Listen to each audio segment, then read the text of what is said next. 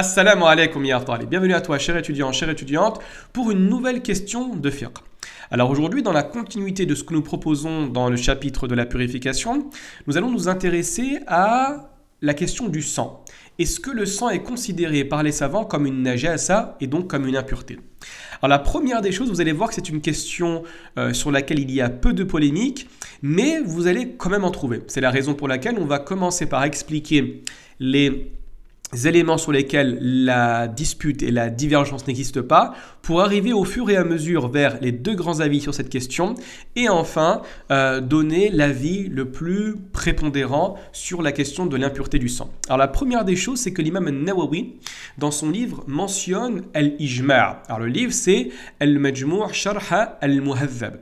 Il va mentionner qu'il y a un ijma' sur l'impureté du sang concernant le sang des menstrues et le sang des lochis. Donc, sur cette question-là, tous les savants sont d'accord pour pouvoir considérer que le sang est une impureté quand il provient des menstrues ou bien des lochis. Deuxième des choses, il n'y a également pas de divergence sur le reliquat de sang dans la viande que nous trouvons. Exactement. Par exemple, quand vous allez à la boucherie, vous achetez un steak ou n'importe quelle viande, il y a toujours un petit peu de reste de sang.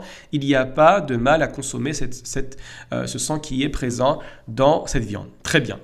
Également, ce qu'il faut savoir, c'est que les savants sont quasiment tous d'accord pour dire que le sang en petite quantité n'est pas considéré comme une najasa et qu'il est pardonné à cause de la difficulté de supprimer ce type de sang. La problématique, c'est comment les savants vont déterminer la petite quantité. Vous allez voir que vous avez différents avis sur la question. On va tout d'abord mentionner l'avis de l'imam Abu Hanifa et l'avis de l'imam Malik, qui considèrent que le sang en petite quantité est le sang qui va représenter une quantité inférieure à ce qu'on appelle la dirham al-baghli. La dirham al-baghli, pour faire relativement simple, c'est à l'époque on disait une pièce de 5 francs, actuellement c'est environ de la taille d'une pièce de 2 euros, ou d'autres savants considèrent que c'est la taille de la phalange distale, c'est-à-dire la phalange qui va porter l'ongle.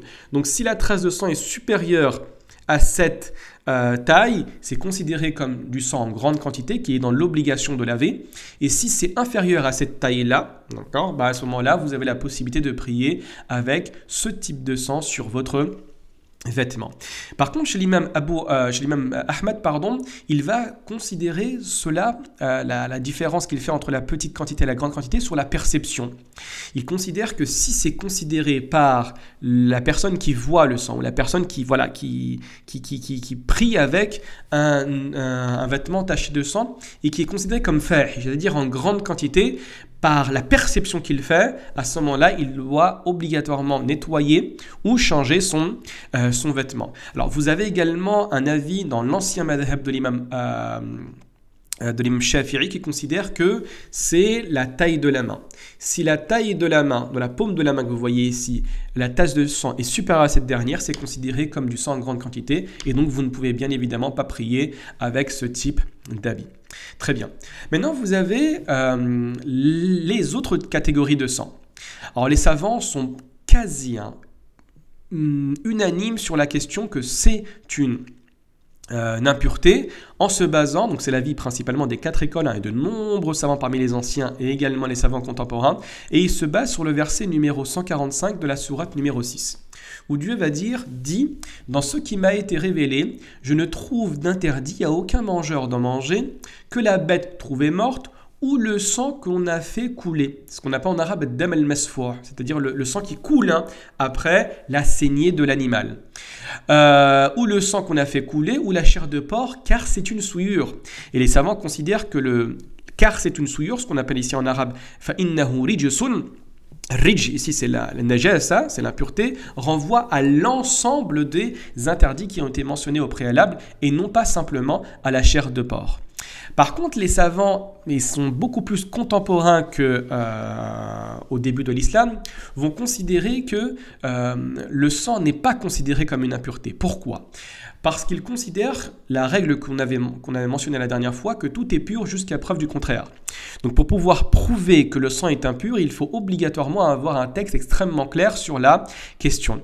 Et que le verset que je viens de mentionner ne mentionne pas l'impureté du sang, mais l'interdiction du porc, l'interdiction du sang, de la consommation du sang. Et donc ils disent que l'interdiction ne conduit pas forcément au caractère impur.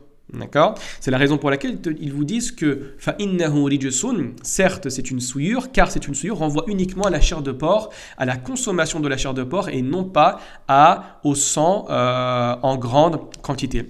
Et ils vont également se baser sur de nombreux autres textes, comme par exemple le hadith dans le Bukhari, selon Hassan al-Basri, où ce dernier va dire مَا زَالَ الْمُسْلِمُونَ يُصَلُّونَ فِي جِرَاحَاتِهِمْ فِي الْقِتَالِ. C'est-à-dire que les musulmans n'ont cessé de prier dans leur habit tachés de sang, dans leur habit, c'est-à-dire avec des blessures pendant le combat. Très bien.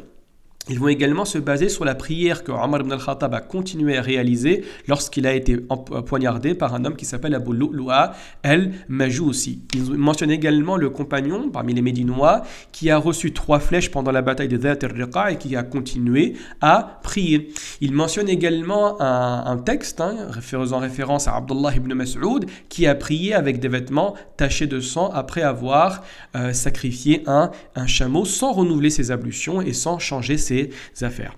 Donc ici, quoi faire pour être tout à fait précis avec vous? On part du principe que l'avis majoritaire, sincèrement, est beaucoup plus fort que l'avis minoritaire, parce que le verset est relativement clair sur la question. Donc, si c'est un sang en petite quantité, il n'y a pas de problème. Si c'est du sang en grande quantité, à ce moment-là, bien évidemment, il sera beaucoup plus aisé et beaucoup plus judicieux de changer de vêtements et de le nettoyer tout simplement. Voilà. Nous sommes arrivés à la fin de l'explication de cette vidéo. N'hésitez surtout pas si vous avez des questions. Barakallahu fikum. Wassalamu alaikum wa rahmatullahi wa barakatuh.